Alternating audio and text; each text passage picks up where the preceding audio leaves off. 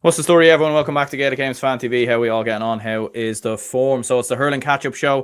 We're going to be looking back at the weekend's hurling championship action. We are going to be taking a look at the All-Ireland minor football final as well, which was won by Tyrone, their first minor title since 2010, but some amount of success for that county at underage level over the last sort of 10, 15 years.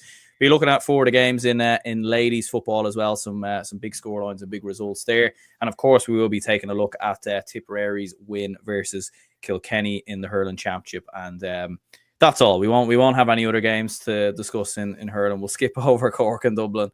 But yeah, we have Matthews joining us there in his Cork jersey, wearing it nice and proud there. Matthew, you're in good spirits, as we were saying there, in your Cork jersey. Exactly, yeah. And what I will say, Aaron, you have a Dublin jersey in the background there, so I don't know. You're still wearing it loud and proud, despite the fact you're out of the football, you're out of the hurling. You have to support the ladies footballers now. It's going to be a bit weird. Yeah, well, it's I mean, last year we had the Camogie team that went the longest, so it is.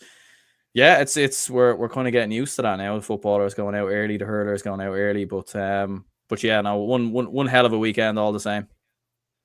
Yeah, exactly. So like I was at the Cork and Dublin game, obviously, and was in the upper Cusack, and yeah, it was like when every goal went in, like it was just a brilliant feeling. But at the same time, it wasn't much of a contest. But you have to applaud, like, Cork's performance was absolutely superb. I have to say with the players, but I think Brendan Cummins mentioned it on RT's commentary as well after Connolly struck home the 7th goal. That best of luck to Pat Ryan and the players for toning this down, because the hype is well and truly up now. But to be fair, Tipperary will be tough opponents in the final after what happened yesterday. Or will they?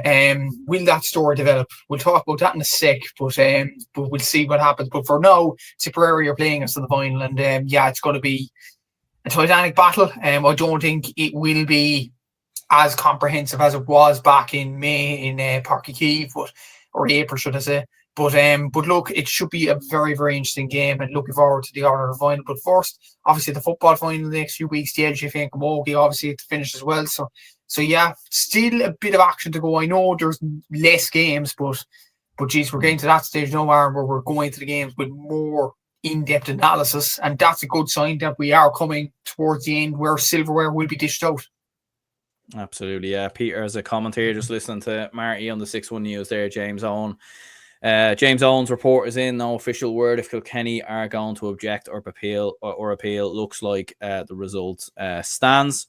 And Peter also says, I think what may have happened is the umpire on the green flag raised his arm up to catch the ball, rebounding off the net despite the white flag umpire waving wide. It was seen as a point. Yeah, it was an interesting one. Like, I wasn't at the game, so I was watching on the TV, and it did look a point when I saw it in real time. Now I haven't seen the highlights back of the game or anything like that, but looking at it like in real time, it did look like it was over the bar. The crowd as well behind the goal were going absolutely nuts, and then all of a sudden it was given as a wide. And the commentator, to be fair to Ger Canning, he did say it was a wide, but it just felt like no one else realised it was a wide because the score stayed how it was. And bit of a mad scenario, like maybe just mentioning that first, because look, that is the big controversy, and that probably is all that people are discussing. Like, the game did finish Tipperary 420, Kilkenny 30 points. And like, I was sure watching the end of the game that it was 420 to 30 points, because I was thinking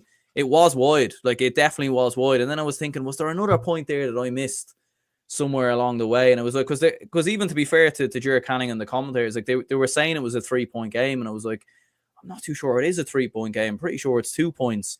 But everyone thought it was 3 points, including the players, the Kilkenny players, the Tipperary players. And look, it's not up for them to keep score, to keep count. So they can only, go off what they see the scoreline is in Croke Park. So yeah, like, and there is that argument. Look, if Kilkenny had known it was 2 points, it probably would have changed their approach. You know what I mean? They mightn't have needed to get the goal. So yeah, all a bit mad there towards the end. I mean, for that to happen in an All-Ireland hurling senior championship, I mean, for it to happen in any game is mental, but for it to happen in a game of that magnitude is a bit bizarre.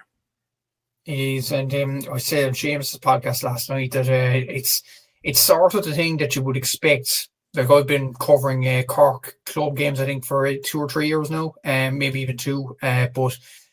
But I've had situations where the scoreline is different from the ref's notepad to the scoreboard, because the ref is obviously doing his job in terms of officiating the game. And then the scoreboard, usually in Cork club games, is actually operated by a bunch of teenagers who are volunteers for the club. And ultimately, they might get it wrong. But that is acceptable in a way, because like, there's no TV cameras at it, other than maybe the odd stream of Rebels Online or Clubber this year or whatever. So that's kind of acceptable.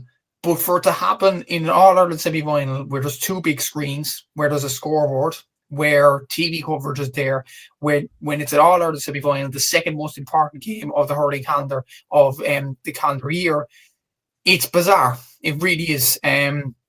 Like, initially, I was kind of the same as yourself. When Noel McGrath hit that shot, I thought it went wide, and then I see the umpire wave it wide. I was thinking, okay, next puck out, we'll go on to the next play.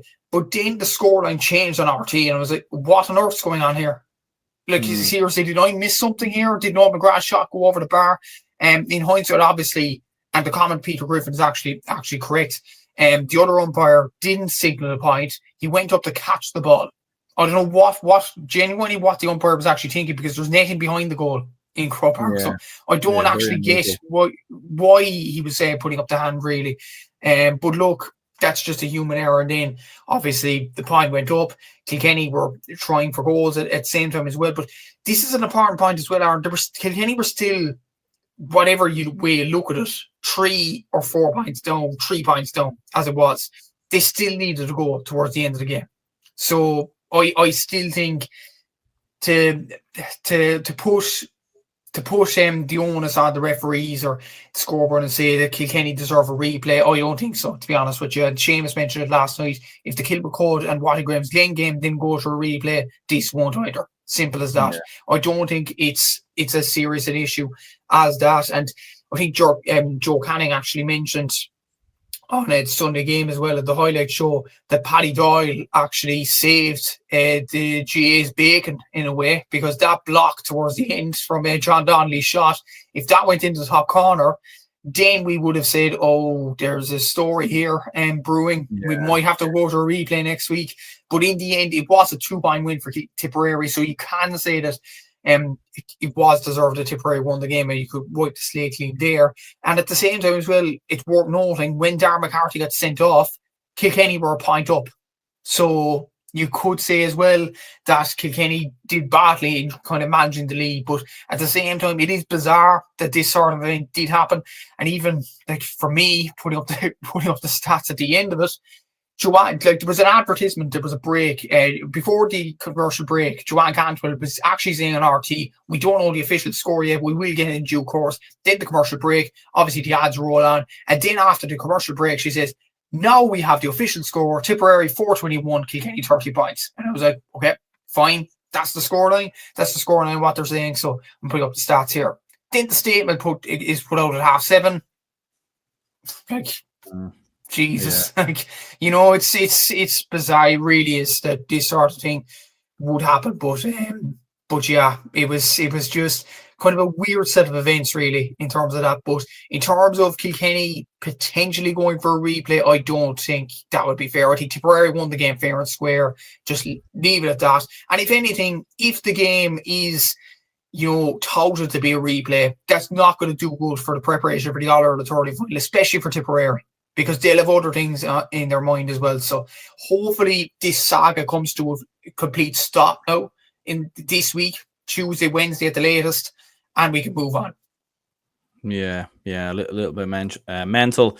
Peter says they're all mic'd up, and another counterpoint: would the Kilkenny stats team not have clued that and relayed the info to the selectors manager and got that sent on the field? Yeah, like, it's still on the official zone. It was interesting because, like, before I recorded a match reaction after the game, and I was still kind of unsure as to what the score was. So I just started looking around a lot of the different apps, like Scorebio. They had it as 420.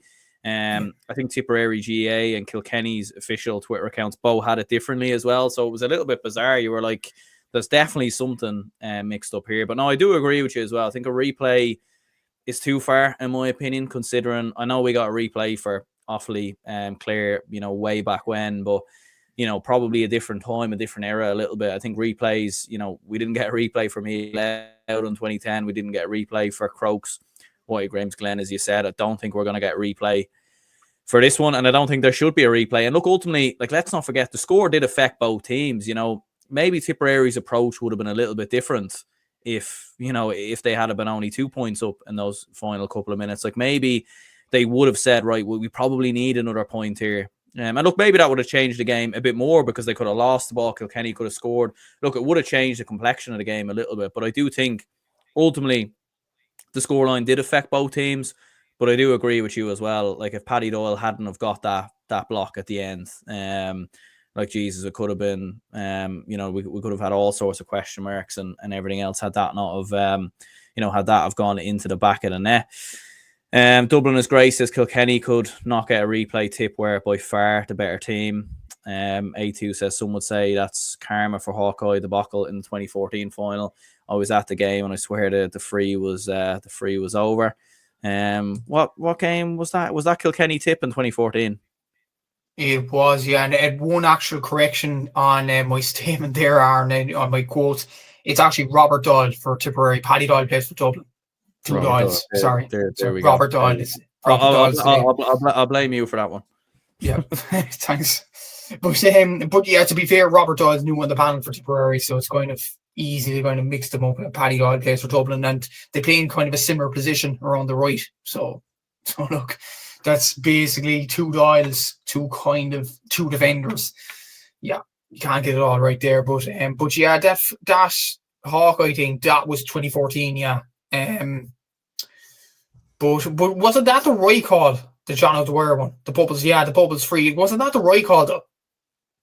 Yeah, I can't remember it. I can't remember, to be honest with you. Yeah, I'll leave that up to the comments. My memory, yeah, I don't know. I just can't remember that for whatever reason. Peter says Clare Offaly in 1998. Jimmy Cooney's watch stopped and blew up 2 minutes early. Yeah, that was a bizarre one. In itself, but look, as you said, look, I do think overall Tipperary were the better team. You had the Darren McCarthy red card, which was a red card. You could argue Paddy Deegan could have been sent off for Kilkenny as well. So maybe they did kind of even itself out. But look, in terms of the game itself, it was a rip roaring game. Kilkenny probably did start the better. To be fair to them, they were the better side. For the opening exchanges, it was 10 points to a goal, I think, after 15 minutes. And Tipperary kind of gradually settled into it. But I suppose as a Cork fan, you were probably watching this thinking, looking at both teams, thinking, what are we going to come up against in the final? So what was your kind of assessment watching both of these two played out? And are you happy you've got Tipperary in the final, or would you have rather Kilkenny on the balance of looking at this game? Before the game, I would have said I would have rather Kilkenny to play in the final. And to be honest, my mind hasn't really changed. I feel like Cork would have been better off coming up against Kilkenny in the final, and I get our record isn't great against Kilkenny in the final, but I do not rate this Kilkenny team highly. So I probably would have rather faced Kilkenny in the final. And other than that as well, other than Mossy Keown, there's not a goal threat in this Tipperary team, or Kilkenny team rather. But when you look at Tipperary, you have Oisin O'Donoghue, you have John McGrath, Darren McCarthy even got a goal yesterday, Jason Ford. You have goal threats in that Tipperary side. So that is going to be a danger for us in the game in 2 weeks' time. There's no doubt about it. As for Kilkenny as well, could see 3 goals against Dublin, a sloppy goal they conceded against Galway as well, 4 goals yesterday. And the way we're scoring goals for fun as well. I would have rather played Kilkenny, simple as that. But look, it is what it is. Tipperary, it is that we are playing the final. And look, we've beaten Tipperary twice this year. They've actually beat us once and Thurles. It's probably not remembered in the Alliance League, obviously. But I still think Tipperary have a score to settle with us. Simple as that. It is going to be a very, very difficult final against them. They have been a sleeping kind of team all year, in my opinion. And I said this after the quarterfinal, the Dublin win over Limerick was actually benefiting Tipperary more than any other team, because they battered Galway really in the Gaelic ground. Nobody was taking notice. And I did say it on my podcast, to be fair, last week, And a lot of people backed against Tipperary to beat Kilkenny. I said Tipperary win the game, and simply because Tipperary are a team that are waiting in the long grass. They have some good players. They've neat and tidy players, and they have a really, really good forward line that is well able to click. Now, Jason Ford, again, really, really good. Darren Harty was good in the first half, up to obviously the red card. I'm sure we'll get on to those decisions as well. I think it was a harsh kind of second yellow for him. Oisin O'Donoghue, what a guy to come onto the pitch. Like, he didn't only score a goal yesterday, he scored a goal against Galway and a goal against Waterford to seal it in Thurles as well. If he comes onto the pitch against Cork, he's going to be a massive danger coming on as well. You look at Sam Farrell, the youth and exuberance, that he does have in the Tipperary team. Jake Morris, I've said it for years, this guy is the most underrated hurler, in my opinion, in the country, in terms of his level he can get up to, in terms of his pace, in terms of his shooting. I think he's really, really good. So he is definitely one to be watched as well. And as we mentioned, like defensively as well, Robert Doyle, Michael Breen, Owen Connolly in particular, 3 points for play. Like, these players are going to be hungry. And as well as that, they have a few players with All-Ireland medals in their back pockets. Ronan Maher, John McGrath, Noel McGrath, all of these players have All-Ireland medals. And that will be experience for them rather than Cork as well. And yeah, it's going to be a very, very difficult game. Cork are obviously not going to take Tipperary lightly. They're a monster team like ourselves. They are going to go for no doubt a poll as well. And a lot of people argue as well, and it's a correct fact as well, there's usually one All-Ireland in every decade for Tipperary as a county. It could be this year, genuinely. They are a very, very good team. They're a serious team. And if they win this year, they could be a serious team in the next few years, because you look at their under-20s winning the All-Ireland this season, you look at the minors winning the All-Ireland last season. Like, Tipperary hurling is on an upward trajectory right now, and it's hard to think when you looked at last year where they were dominated in the stands and on the pitch by Cork. Now they're in an All-Ireland final. Wouldn't be some kind of turnaround if they beat Cork in an All-Ireland final. I'm obviously hoping it doesn't happen, but it would still be, I know Dublin beating Limerick's a big story, but it would be still a really big story in terms of looking at the overall spectrum of the year, to be fair. Tipperary and Liam Cahan, to be fair, who was under a lot of pressure last season, have done a massive amount of work in changing their fortunes. I think Sarah O'Donovan mentioned off the ball earlier today as well. Tipperary started training inter-county-wise since November, when no other inter-county team did. And the fruits are there now. Like, you could see why they were training so early. They wanted to right the wrongs from last season, and they certainly are doing that right now. They're on a very, very good trajectory at this present moment in time. And as well as that, 5 wins in a row for the first time since the mid-2010s. If confirmation of Tipperary being back wasn't before this weekend, it's certainly there now. Yeah, and they're scoring a lot of goals as well. Like, they're scoring a lot of goals. Like, they only got the 1 goal versus Galway, but they got 4 Watt versus Clare.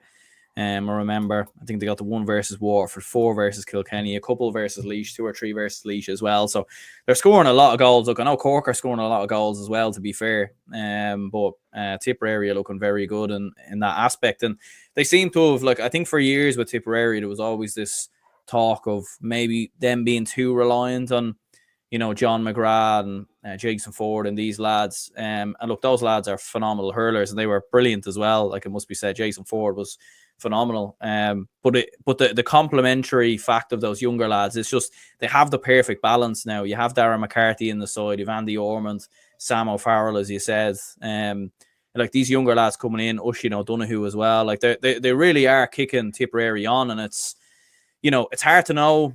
Like, they've got to the All-Ireland final. It would be some going for them to actually go and win it at this stage. Look, I think they can give Cork a good game. But geez, yeah, it's been some year of progress. And the way they cut through Kilkenny at times as well, like that, it was so impressive to see from a Tipperary point. And as well as that, like, when you look at it, there were 10 points to a goal down after the opening 15 minutes. There was a little bit of nerves there with Tipperary. They looked a little bit sort of like they were they couldn't get up to the pace of the game, I felt like, in the opening 15 minutes. But once they settled, they were brilliant. They obviously had the adversity of going a man down as well, and they were able to recover through that as well. So, in fairness, as much as this Tipperary team is a lot of quality, they showed a huge amount of of adversity as well, responding to adversity with how they responded going down to 14. Yeah, and they've done that really a lot this season, in fairness. I know the Cork game was a hammering in Páirc Uí Chaoimh, but I look at that as an example. They still won the turnover battle. They were still going for balls where many other sides down to 14 men wouldn't have. And well, to be fair to them, Cork hit them with a blitz of goals in the first half, and that was it after that. But they've shown what they didn't show last year, a lot of heart, this Tipperary side. They look really, really good, and they have talent to back that up as well. Like, even when you look at John McGrath this season, a lot of people would have thought this guy's done. But you look at him now, he's the third top scorer from play. If he gets 2-3 in the final, he'll surpass Cian O'Sullivan up at the top score from play chart this year in the All-Ireland Championship. And considering he's playing Munster teams week in and week out, that's an exceptional achievement from John McGrath, and he could easily get 2-3 in the final. The form he's on at this present moment in time. Jake Morris, the form he is on as well. You look at Darragh McCarthy, you look at Jason Ford as well. What has impressed me as well, like, you look at Tipperary last year, they were struggling with the frees. Like, 1 week it was Garrett O'Connor, another week it was Jason Ford, another week then it was someone else over the frees, and Jake Morris sometimes. And there wasn't that continuity with free taking. But you look at Tipperary, if Darragh McCarthy's struggling, which he was at the early stages of the second half, just put Jason Ford on them and he'll knock him over. Like, he has done brilliant interference, Jason Ford. If an experienced player is to stand up, he's definitely one to do that. And the most impressive thing for Tipperary, actually, looking through the archives in terms of the top scorers from play and overall in the under-20 championship, coincidentally, Oisin O'Donoghue and Darragh McCarthy and Sam O'Farrell were on that under-20 victorious Tipperary side. But you look at two of the top scorers from play in that All-Ireland under-20 championship, none of them were Sam O'Farrell, none of them were Oisin O'Donoghue, none of them were Darragh McCarthy, even though they played big roles. They were Paddy McCormack and Conor Martin. So that indicates they aren't anywhere near the panel at this present moment in time. I think Paddy McCormack, to be fair, actually played a few minutes for Tip in the championship this season. Might be corrected on that. He might have been on the bench for a few games. But those two guys haven't played much for the senior side, which actually epitomises what is coming up in Tipperary at this present moment in time. You look at the minors last season with the talented players that they do have, like Killy Minogue, for example. So Tipperary have a lot of talented individual players as well. Like, even when you look at Tipperary's under-20 teams down through the years, Owen Connolly would have been a big part of that. Brian O'Mara would have captained you well in the Fitzgibbon Cup as well. Like, you know, Tipperary have a lot of underage talent. Garrett O'Connor, I know he was poor enough at frees last season, but he was one of Tip's main players, and he hasn't been in the squad for a few games. And he's another up-and-coming player from a Tipperary point of view as well. So Tipperary have a lot of young talents, and even if they don't win the All-Ireland final in 2 weeks' time, there is a lot to be positive in terms of Tipperary hurling at this present moment in time. I'd be very positive in terms of the way they're progressing, and I'm sure Liam Cahill will be the same as well. And yeah, they're going really, really, really well, and they deserve their place in the All-Ireland final. It's been no fluke. Yeah. Peter says here, Kilkenny's bench seriously under par, and Mackesy should have been given a run. Like, it just, from watching Kilkenny and from watching them over the last couple of years, it just feels like things have gone a bit stale there, something of that nature. It's, you know, they seem to have more or less the same panel for the last couple of years. They can't quite seem to get over the line in a lot of these games. Sometimes they do, and look, they got to the, you know, I thought their performance, I think in the 22 All-Ireland final against Limerick was really, really good. I think it was Brian Cody's last game. And they were phenomenal, I felt, that day. But ultimately just came short against the Limerick team. And look, it was always going to be huge shoes to fill for Derek Ling. I think he has done well, but I think things have definitely gone stale. And look, there is a few. Look, Jordan Malloy is a player who played very well, I felt, yesterday, to be fair to him. But you are looking at the bench as well. Like, yeah, Fiona Mackesy not coming on. They didn't get any scores at all from their bench. So it does feel a little bit stale for Kilkenny, and it's mad because it doesn't look like they're a million miles off it. But at the same time, they're definitely probably as far as away, you know, of an All-Ireland since they've been, you know, since their last one in 2015. They look as far away as they have, you know, over the last 11 years. And you couldn't say they're going to win one anytime soon, especially when you are going to have some of the more senior players that are going to step away probably in the next few years. It was a weird one with Kilkenny yesterday. To be fair, I think they had a 76% shot accuracy yesterday. Yeah, 76%, only hit 9 misses. And when you look at TJ Reid, Mossy Keown, Jordan Malloy, all of them 3 players at 100% shot accuracies, especially TJ, like for his age, 37 years of age, is to have 100% shot accuracy out of 11 shots. That's actually pretty good. Mossy Keown, like, I know Kilkenny have gone stale this year. I completely agree with you. But Mossy Keown, Kilkenny didn't get an All-Star last year, but Mossy Keown certainly deserves him this year. Performances he's been giving in the league and the championship. He was the top scorer from play in Division 1A of the Alliance League. And this year from playing the championship, he scored 6 goals and 15 points. 6 points yesterday out of 6 shots in an All-Ireland semi-final. If Mossy does not win an All-Star this year, there's something seriously wrong. But you look at John Malloy, to be fair, I agree with you as well. He had a very good game. But when you look at other than that, there was 2 points, 1 point here and there. Adrian Mullen got 2, Billy Ryan got 2. Even Owen Cody wasn't up to his usual best yesterday. And to be fair, he has been unfit, and he was kind of thrown into a deep end of fairness. When you look at his fitness, Cian Kenny got 2 points as well, John Donnelly. But the major thing for Kilkenny, other than the Dublin game at the Leinster Championship, genuinely are they haven't been scoring a bucket load of goals this year, unless they were offered on a plate to them, like they were against Galway. Like the first goal against Galway was totally avoidable from Galway point of view, and then was there an unfortunate error by Darragh Walsh for the 3rd goal. So that was 2 goals out of 3 that were unenforced in many ways. So, and one was good quality for the TJ Reid goal. So Kilkenny just don't, and it showed yesterday. Tipperary had more eyes for the net. Kilkenny just didn't. And that was like Tipperary or Kilkenny only went for goal, I think, was twice in the entire game. And one of those was John Donnelly shot, which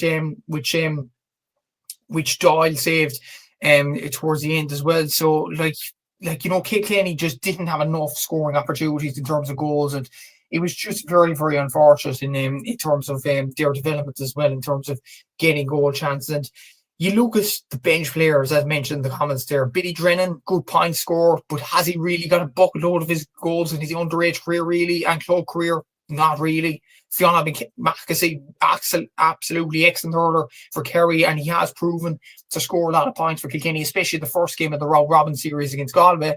But has he got big goals in his career? No. You look at Billy Ryan, good point scorer, but hasn't really hit the net in usual circumstances. He hit the net against Dublin, but not much else after that. TJ actually scored most of Kilkenny's goals this year. I think he scored 5 goals this year. But again, he's 37 years of age, Aaron. You can't keep relying on him to smack in the goals. John Donnelly had a goal chance saved by Robert Doyle, but has he hit the net usually in usual games? No. Like it's very, very difficult to see where the goal is coming from a Kilkenny point of view. And you look at Tipperary, you look at Cork, you look at Dublin at stages as well. They can get goals. I don't think Kilkenny, in usual circumstances, can back in the goals.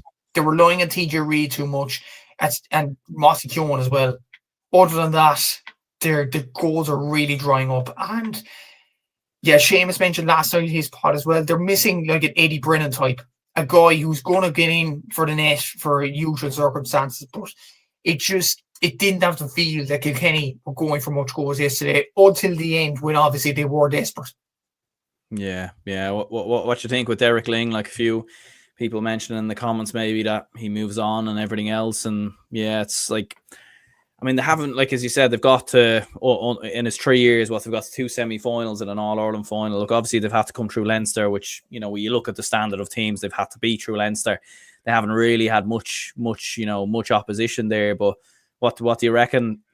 Does he stick around for one more year? Do they maybe look towards an old Henry Shefflin or something like that, or what do you think? Jeez, I don't know. Henry, after what he did again with the Galway job, I'm not sure. Yeah. Would he be up for the Kilkenny job? It's a very difficult one. The thing is, Derek Ling had kind of the aura about him that he was going to stay with Kilkenny in the dugout for as long as he was needed. A bit like a Brian Cody type, maybe. Yeah. So, yeah, it's a very, very difficult one. Eddie Brennan, maybe, Peter says here. Eddie Brennan, yeah. I think Eddie Brennan would be an excellent shout, to be honest with you. Michael Fenley, maybe, Matt Joffley. for a few years. Yeah, it's an interesting one. It really is. I think if any manager was going to overtake Derek as the Kilkenny manager, it would be Eddie Brennan. But other than that, I can't see much candidates going around for the Kilkenny boss. I think Henry, look, for a while now, I think he'd be better off just sitting in the pundit chair for RT after what he did with the Galway job there. But yeah, I think I agree with the comment there, Eddie Brennan, if any. But that's up to Kilkenny fans. Is if Derek Ling isn't up to usual standards, he has to go. They were very close to the All-Ireland final 2 years ago. Last year was a disappointment, obviously, because Clare were there for the taking. I don't care. But Clare didn't perform in the first half, and Kilkenny just didn't take their opportunity. And yesterday, while Tipperary have improved, and that's a commendable to Liam Catlin and his side, Tipperary were down to 14 men and were a point down. Surely that was a stage where Kilkenny had to close the game out, and they just didn't. So maybe it is time for change, but Kilkenny fans will know more than us, obviously.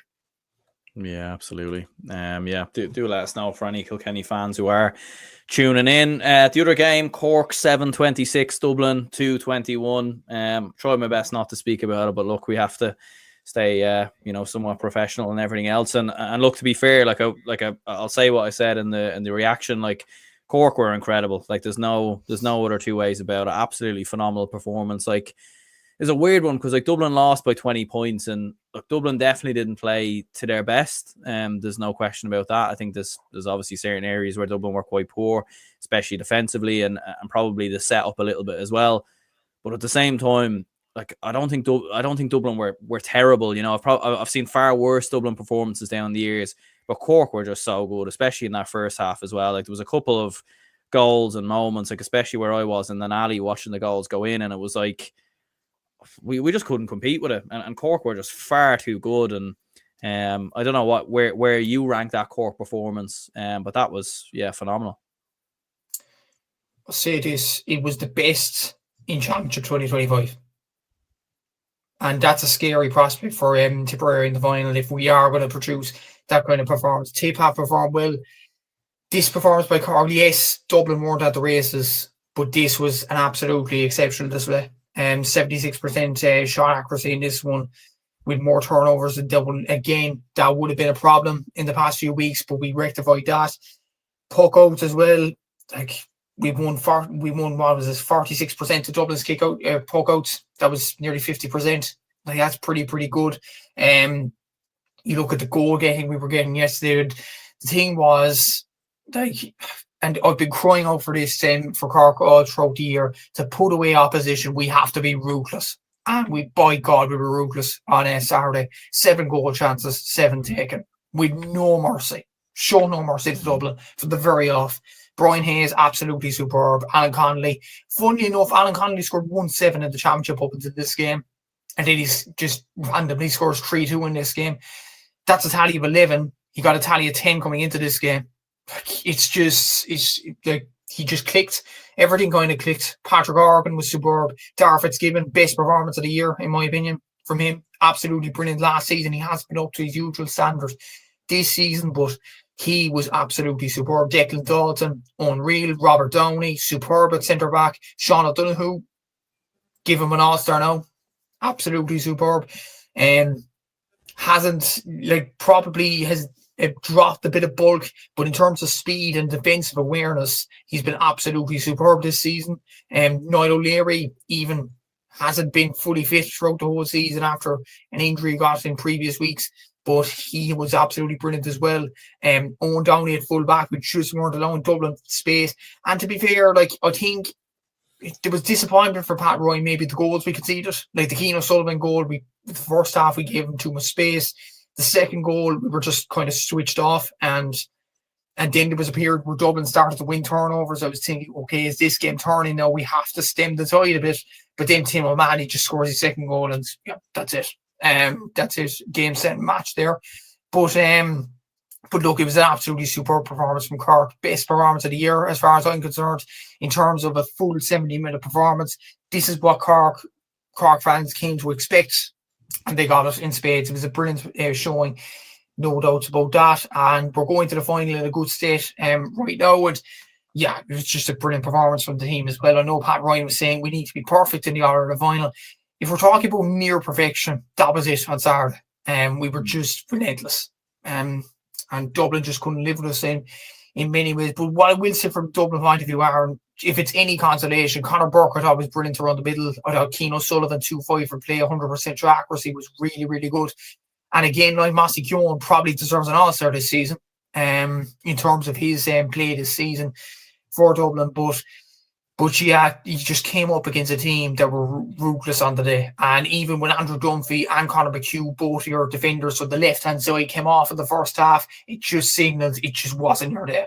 And that happens. You had a really good performance against Limerick. The commentary online about Dublin hurling, I thought was absolutely stupid, especially from Colin Parkinson saying that how did Limerick lose to them? Well, the clubber commentator Gary Toohey actually came back with a perfect response. That's sport. That's what happens. Limerick just weren't on it in the quarterfinal. Dublin were on it. They shocked Limerick. But in a way, Aaron, I think it was just after that Limerick performance, Cork were thinking to themselves, okay, Dublin are serious. We need to be up to a high standard in this game. And to be fair, we executed nearly everything perfectly. Absolutely superb.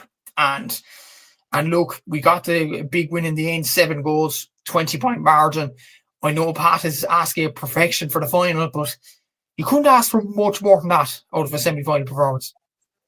Yeah, absolutely. Like it was, like watching the game in an alley stand. You were kind of like at times you were just in awe. Like I remember at one stage there was a player who blocked a shot down, and then Declan Dalton just put it over from inside his own half. And I was thinking, I think you were about 16, 17 points up at that stage, and I was like, the energy, like we spoke about it in the preview, saying that at the bare minimum you have to match Dublin's energy and intensity, and I think you did that, and you were probably even more intense, to be fair. And yeah, it was one of them things where the shock we caused against Limerick. Look, Limerick weren't expecting us to play the way we did that day. If Limerick got the chance to play Dublin again, it will probably be a different game. And look, Limerick would probably beat us. Like I don't think it's without saying that Limerick are a better team than this Dublin team. I don't think that's a controversial thing to say. I think we were just better on the day, and we fought harder than them, and they were just miles and miles off it. We needed something similar to happen in this game. We needed Cork to drop a good bit. I think Cork are a better side than Limerick as well, so we need them to drop even more, and it just didn't happen. Cork played this game like they were playing a Clare in an All-Ireland final, like they were playing a Limerick, like they were playing a Tipperary, and the standard at which they played at, and then to bring the likes of Conor Lahan, Shane Kingston off the bench as well, like just serious stuff there all together. Peter says, Aaron, would you have left Hedgehow on the bench and then bring him in? No, to be honest, I still would have started him. I think you have to start him after how he played versus Limerick. I think you have to start him. Like I know people would say we were a bit one-dimensional. Maybe we kept hoofing the ball into him. It worked very well versus Limerick. Maybe we should have mixed it up a little bit more when it wasn't working. At the same time, he plays his part obviously in the first goal. Like it's an interesting one. I think we have to play him, to be honest with you. I think it would have been worse if we didn't play him. I don't think it would have. Look, it wouldn't have changed the game. Cork would have still been as dominant, and then he would have been bringing him on when you've nothing to play for, essentially. So there we are. Peter says, I really felt for Sean Brennan. Yeah, tough day at the office for him. Gavin says here, was listening to the JMac pod. One of Matthew, Kevin, or John said Con could leave the Dublin footballers for the hurlers. Could you see that happening, or how do Dublin build on the Limerick win? It could happen. It might have been me maybe that said that. I don't know, but it could happen. It's a hard one to know, really. I think it would take a few players at once to leave to go to the hurlers. Like Cormac Costello is a great hurler. Owen O'Donnell might have to switch back, switching back and forth. I don't know how people would feel about that. I think it definitely. Look, it could happen. It's a hard one to know, though, but it would probably it would leave the footballers in a very bad position, and I don't know if they look. It will depend on the next managerial appointment as well, of course. But there we go. A2 says didn't change the outcome, but the ref was a bloody disgrace. I've seen a few people mention that online and stuff, and a few people tweeting that. like, look, there was a few moments here and there I can think of that were frees, but I suppose as A2 would say, look, it wouldn't have changed the outcome.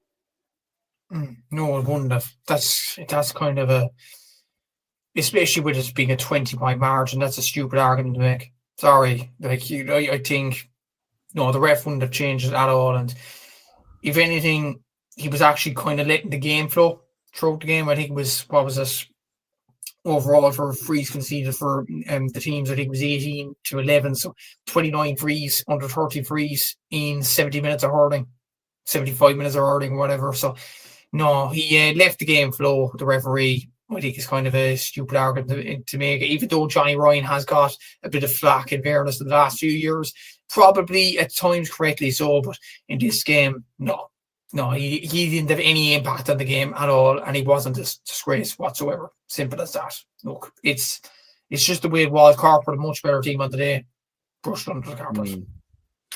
How do Cork, like, I mean, we saw Pat Ryan's kind of comments, as you were mentioning there, like post-match and everything else, trying to stem the expectations probably and trying to keep things settled down. But like, there's some amount of hype around Cork, and look, rightly so. And look, you've handled the pressure really, really well, up until this point. Look, the pressure was on Cork going into this game. The pressure was on Cork throughout the entire year after some of the brilliant performances from last season, having lost the final versus Clare.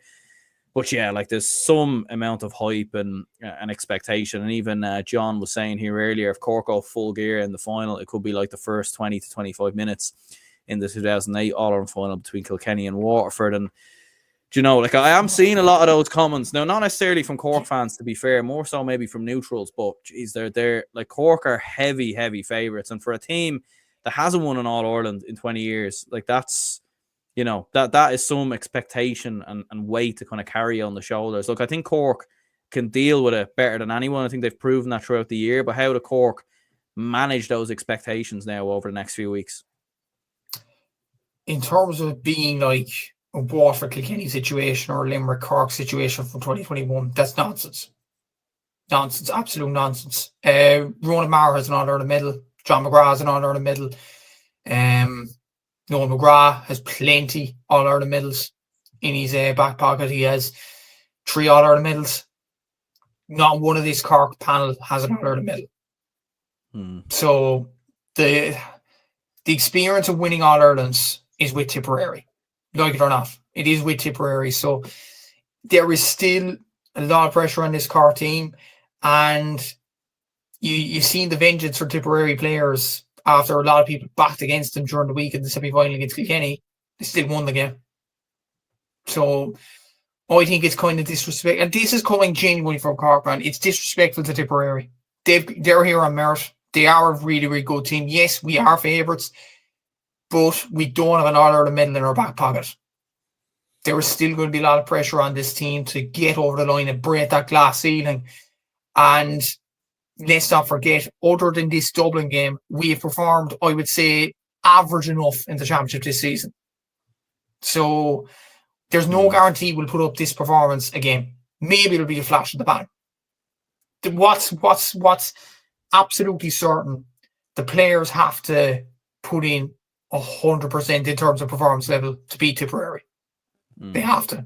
Simple as that. And as well as that, the game where Cork won by 15 points, the game was over before it even started with the Darren McCarthy red card. And you look at the league final, that was kind of a weird kind of an atmosphere there as well. And 2 of those games on top of that was in Páirc Uí Chaoimh, Cork's home stadium.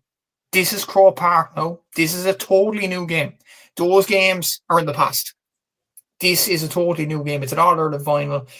And let's not forget, Cork have lost the last 3 All-Ireland finals against Munster opposition. And they were recent enough as well in 2013, 2021 and last year. So there was no guarantee that Cork win this game handy enough. Tipperary will be there going blazing their guns all throughout the game. It's going to be a tight All-Ireland final. Hopefully, Cork come out the right side of it, but it's not going to be a hammer. It's not going to be a hammering iron. It'll be max 5 points. It'll be a tight game throughout. It's going to go either way. Cork are favourites, probably rightly so, given that they won the league and they won the Munster Championship. But Tipperary, as I've been saying throughout the whole season, they are waiting in the long grass. They have some brilliant players. They have experienced players. They have players with all our medals in their back pocket.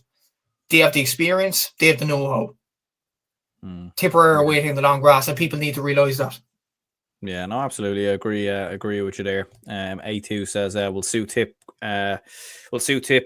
grand with the build up being all about Cork. We saw the same thing last year, and Clare did what they did. Yeah, and like it's probably Cork are probably more so favourites going into. I think Cork and Clare were marginal favourites probably, but it was, you know, Clare had obviously, you know, been around for a while and had beaten Cork, you know, a couple of earlier in the year and had a great record against Cork. So but yeah, look, we'll see what happens, and without question, we'll be back to preview that game, you know, in a few weeks.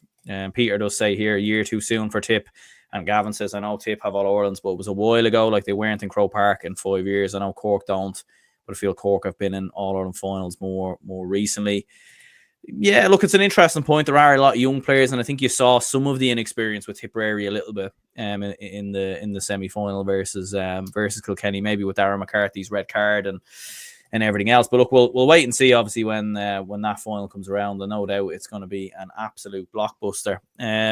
Moving over to the football, the All Ireland minor football final, Tyrone 116, Kerry 1-15. A game in the first half that sort of ebbed and flowed, went back and forth. Kerry, you were thinking we're looking like the more dominant side, but obviously that penalty in the second half, a huge turning point for Tyrone. And yeah, the underage success keeps on going for Tyrone, which, Jesus, yeah, like whatever they're doing, they're certainly getting a lot right when it comes to underage.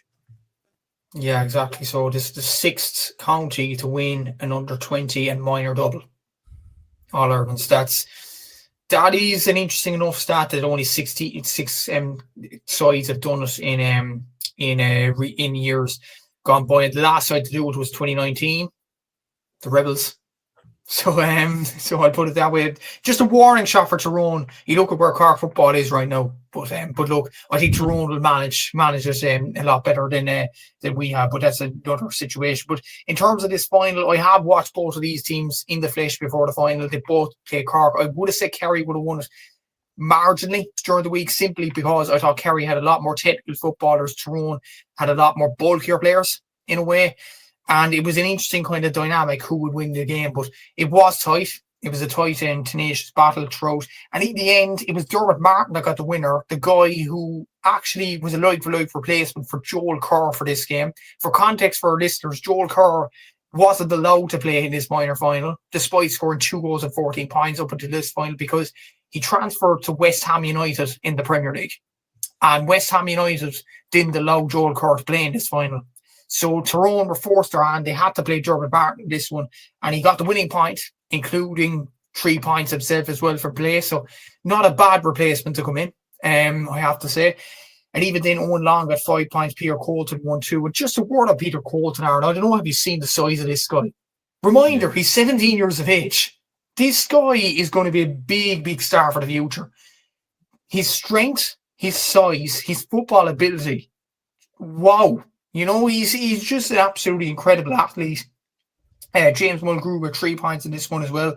You look at Aidan Quinn going as a score sheet, even Matthew with FD, they coming in off the bench. Like, they had some really, really good players, this Tyrone team. So, utterly deserving minor champions, and we will see in the next few weeks whether they'll complete the treble or not this season. But as for Kerry, look, they should be proud of their efforts. They have some very good players coming through. Kerry, Ben Kelleher got 1-2 in this game. Garrett White, this is his second year minor, the captain, scored 4 points. Kevin Griffin, another bulky lad. He's a really, really good player and a very good football ability as well. Got 3 points in this one. Even Alex Toohey, I've been very impressed with him, not in terms of his scoring. I know he usually on the match programme he's at number 12, but I noticed in the Cork game especially, he was a guy gathering ball a lot around the middle of the park, and he's definitely one to watch in the next few years from a Kerry point of view. So look, Kerry have some very good players coming through, and you look at Wayne Quinlan, he has done a good job in terms of blending the Kerry minors together. But from Tyrone's point of view, it was their day, brilliant performance by them, and to do it without a talismanic figure like Joel Kerr was for that Tyrone team, it's a brilliant achievement.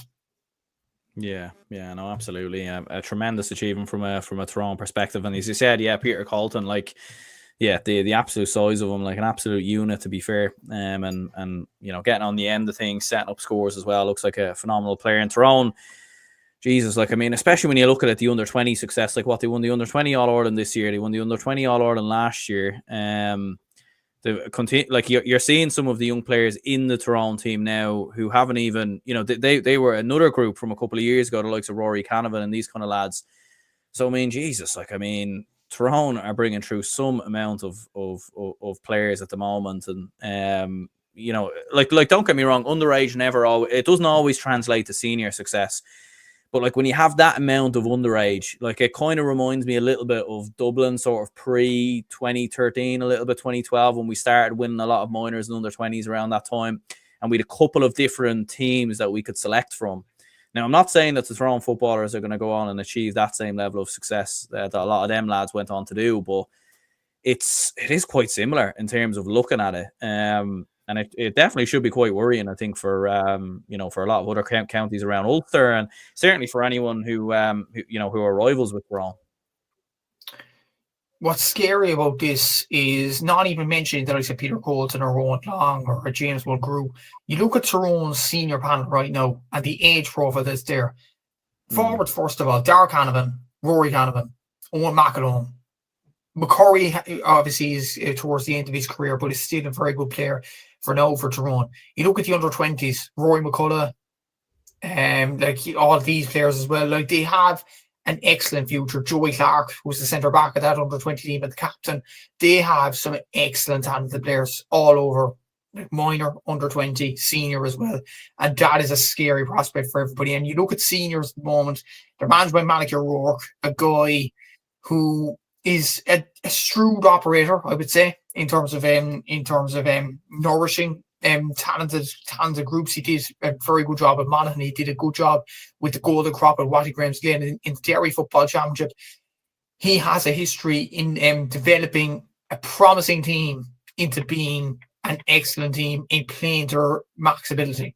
And I think Tyrone will flourish in the next few years with Malachy O'Rourke at the helm. And you look at the underage talents in Tyrone at this present moment in time, it looks absolutely scary, and it is an incredible kind of group from a Tyrone point of view. And yeah, it's an excellent group at this present moment in time, and yeah, really, really good.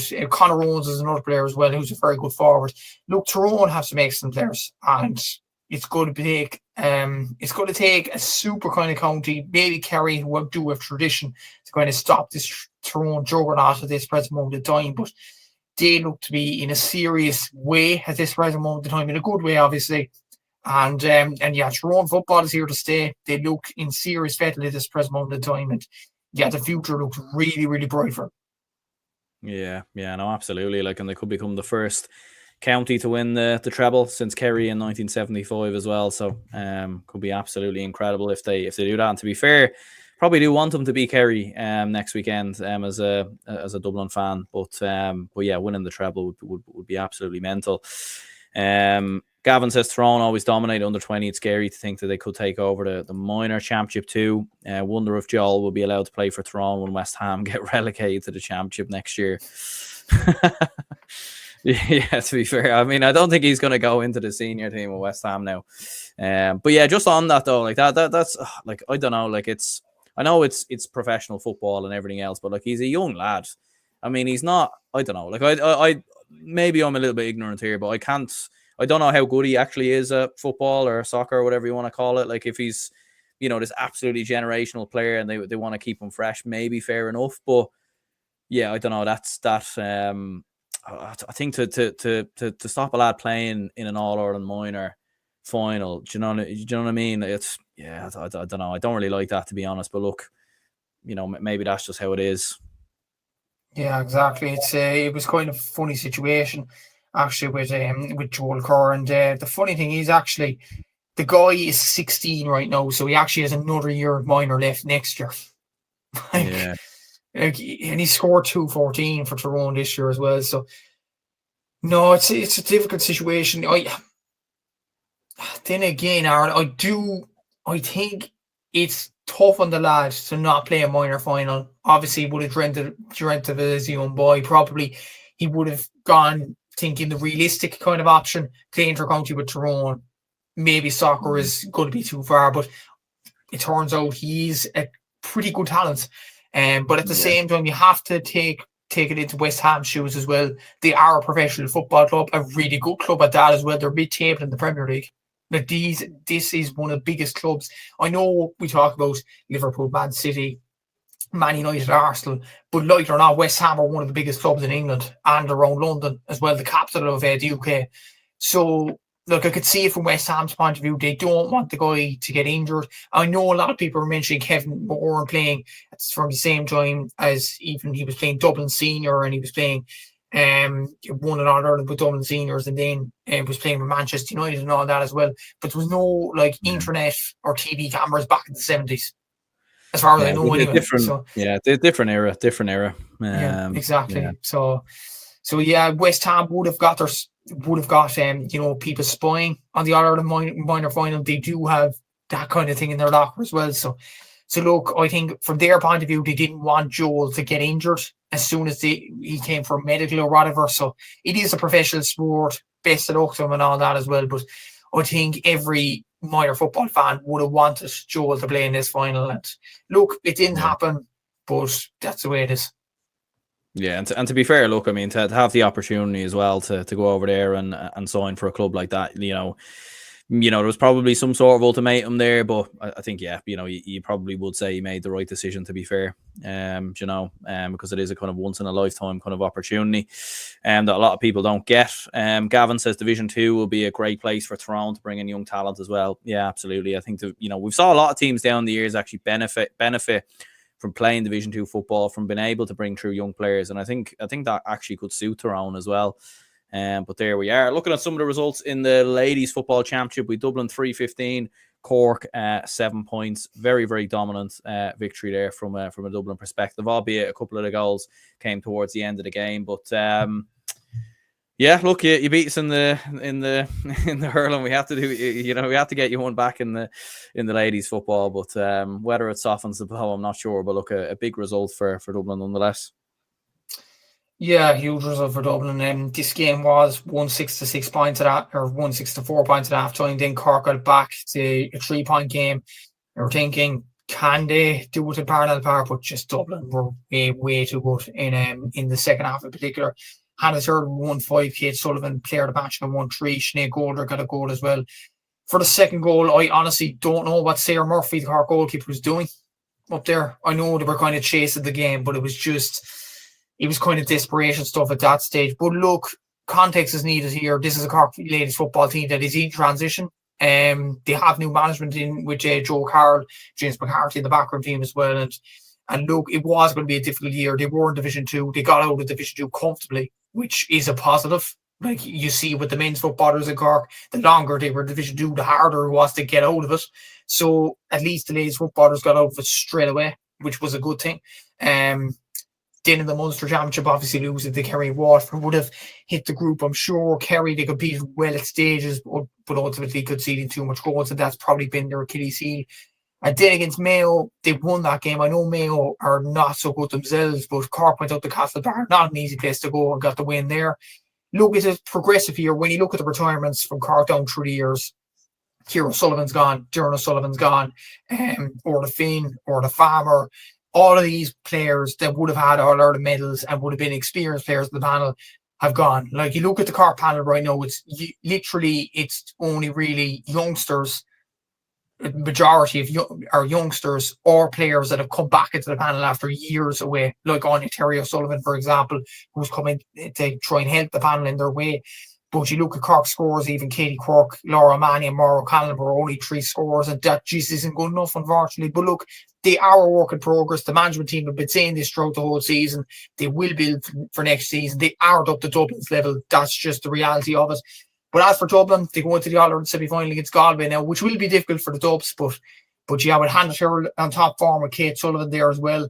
I don't know what the situation is with Carla Rowe. Is she going to be fully fit for the semi-final? But look, Dublin are going along nicely. They won a Leinster title as well. I know they drew against Waterford. That was a very good Waterford team in the group stage. They beat Cork pretty handy, and they go into Tullamore in 2 weeks' time with a lot of confidence.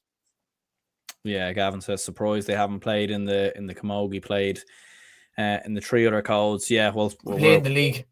Yeah, and we're not, we went out in the group, so we're just not quite at the standards there in Cork. Yeah, I mean, Cork would probably beat us by even more than 20 points, to be honest with you, in Camogie, but there we are. The other quarterfinal, as you said, Galway 118, Waterford 112.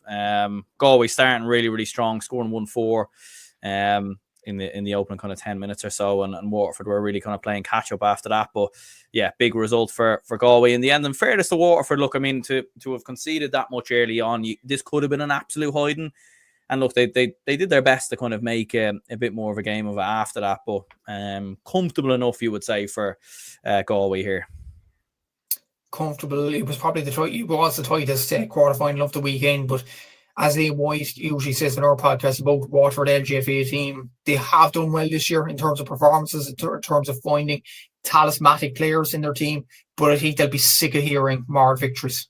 Like they drew against Dublin in the game, they should have won. They should have beaten Kerry not once, but not twice, but 3 times. They should have beaten Kerry this season.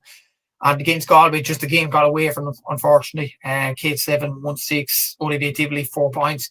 Probably one of the most underrated LGFA players in the country, I'll be honest. Even for a club, Kilcurran and Clonberne, the form she's showing throughout her career has been brilliant. Ava New got 2 points. Even Roisin Linder came off the bench and scored 2 points. That's the talent, the pool of talent that Galway have at this present moment in time, that you could afford to put Roisin Linder on the bench and bring her on late on. And it doesn't make much of a difference, which is a positive from a Galway point of view, no doubt about it. And that's 14 wins in a row for Galway this season. Like their last loss, or their last game they didn't win, was the All-Ireland final against Kerry last season. That's a serious run of form for Galway. So they are a serious team. They will be a tough team for Dublin to beat, especially with the form they're on in terms of winning at the moment. Special mention as well to Breed McMaw with 4 points and Lauren McGregor with 1-7 on the Waterford team. They themselves have performed absolutely excellently, along with Maurice and Katie and Emma, as well as Chloe Fennell around the middle of the park. They have done well for Waterford, but ultimately they just came up short against a very, very good Galway team that are on a winning trail. Yeah, absolutely. Big win for Galway there. It Kerry 3-11, Kildare 12 points. You were kind of hoping that Kerry could, or Kerry 3-12, Kildare 11 points. You were kind of hoping Kerry could, or Kildare could maybe kind of carry on some of the form and some of the big shocks they've done so far this year. But in the end, Kerry, I suppose, being who Kerry are, big win. Yeah, big win for Kerry. And to be honest, when you look at Kildare, that win over Armagh and getting survival in Division 1 as well, and beating Dublin as well in the Little National League, that was a big win for them, for the group as well. When you consider the likes of Nasa Dooley left the panel midway through the season for AFLW, their captain Grace Clifford actually left because of family reasons as well this season, so before the season even began. So when you look at those kind of context pieces and the fact that Kildare beat an Armagh team that were bound for an All-Ireland eventually, they survived in Division 1 in their first season back up there, that's a positive for Kildare. And whatever was going to happen in this game, it was an excellent season for them. And even to lose by 10 points as well, and to be competitive as they were in the first half, and what Seamus was saying, Kildare scored the first 4 points in this game, and you were thinking, okay, they could cause a shock here, but then Kerry just turned on the afterburners with Siobhan O'Shea scoring a hat-trick in this one. Alan Connolly wasn't the only player to score a hat-trick this weekend. Siobhan O'Shea did so as well, so congratulations to her for that. Daniel O'Leary with 4 points as well.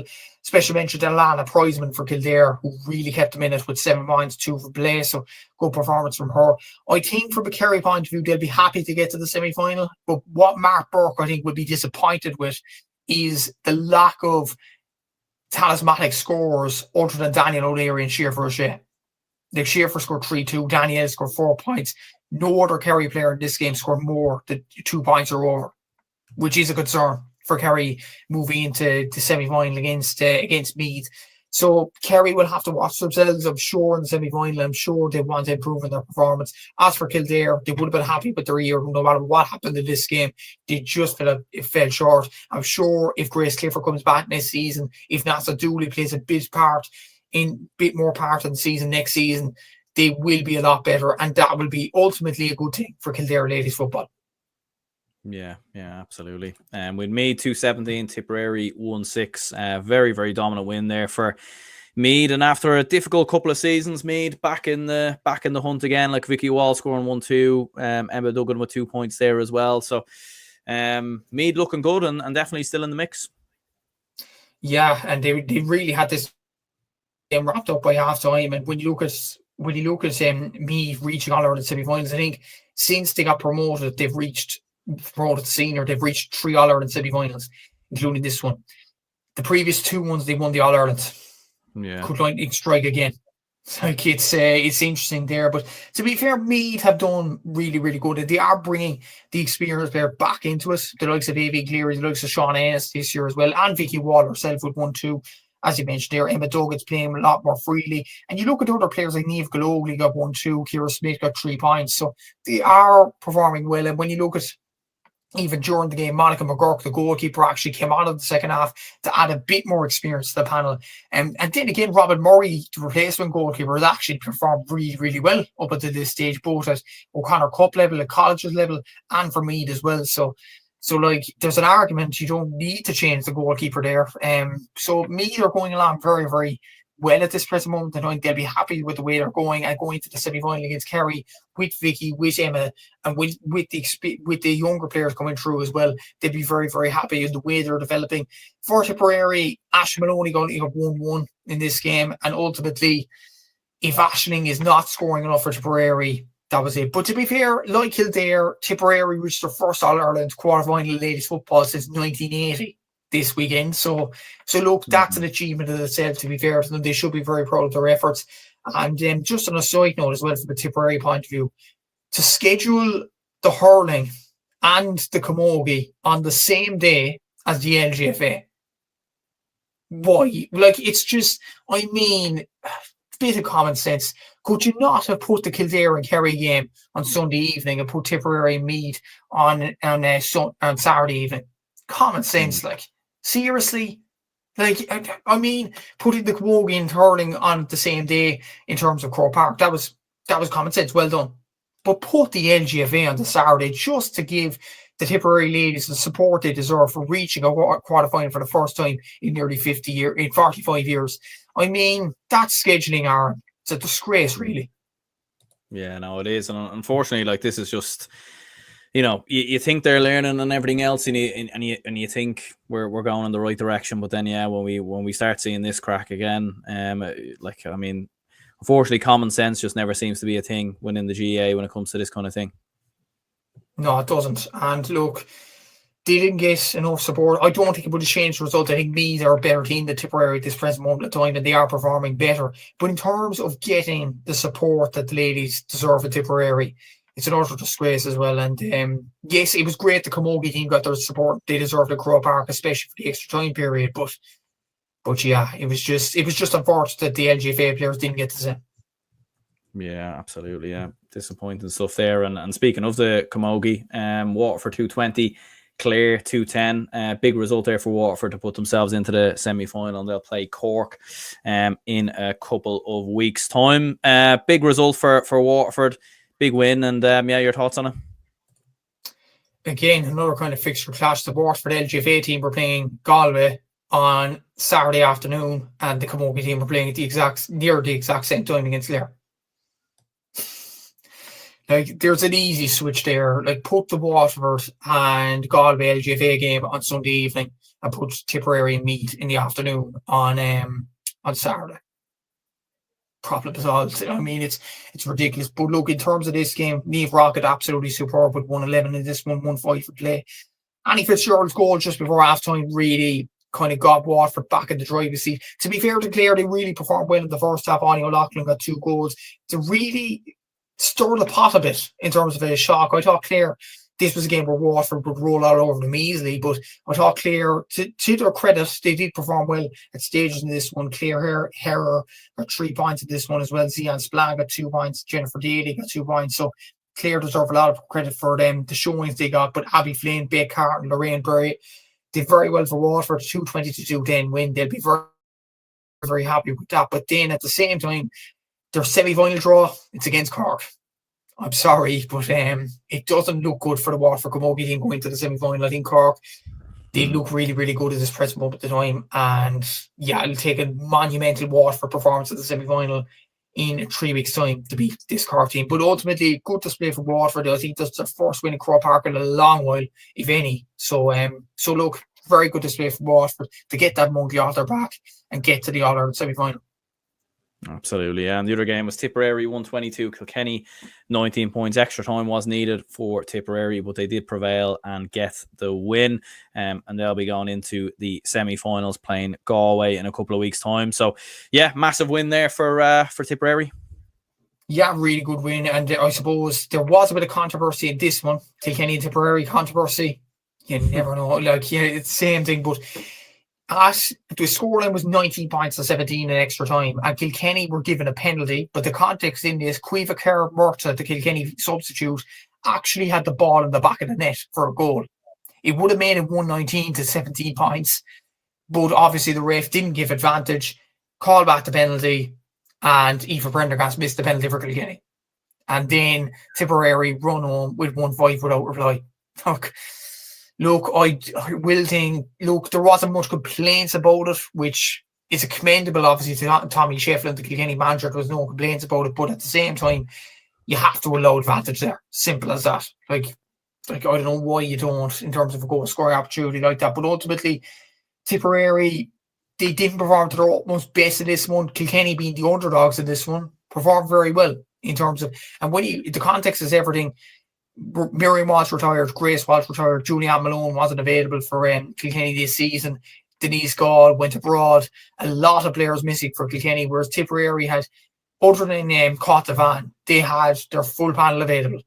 And like Tipperary probably had more available than Kilkenny.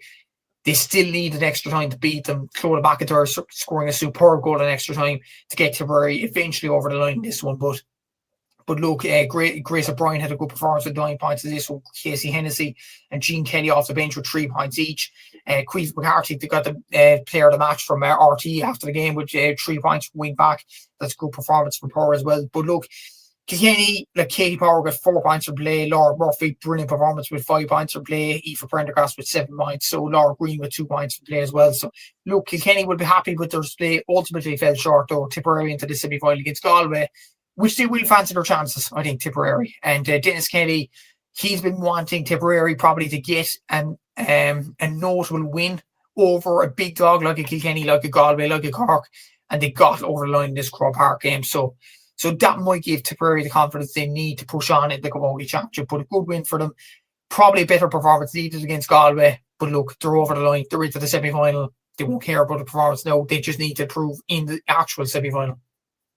100%. And yeah, look, it should be very interesting Camogie semi-finals indeed, but I think we all would be looking towards Cork as the serious favourites as things are looking right now. So yeah, look, I think it is time to wrap things up there. Cheers anyone who did tune in, hit the like button and subscribe. If you could, let us know your thoughts, your opinions in regards to the games we discussed. And cheers for all the comments that were coming in. I know there was a comment here from Gavin about Galligan stepping down as a Cavan manager. I actually have another video coming out Friday, so we'll be discussing all the kind of managerial appointments and the merry-go-round in that. So do stay tuned for that one. We'll get to discuss that in more detail. But yeah, cheers anyone who tuned in. Make sure to check out Matthew's podcast as well, and his page over on Instagram, Gaelic Statsman, and Twitter and TikTok, and wherever you do your social media. And yeah, until the next one, we'll speak to you all then.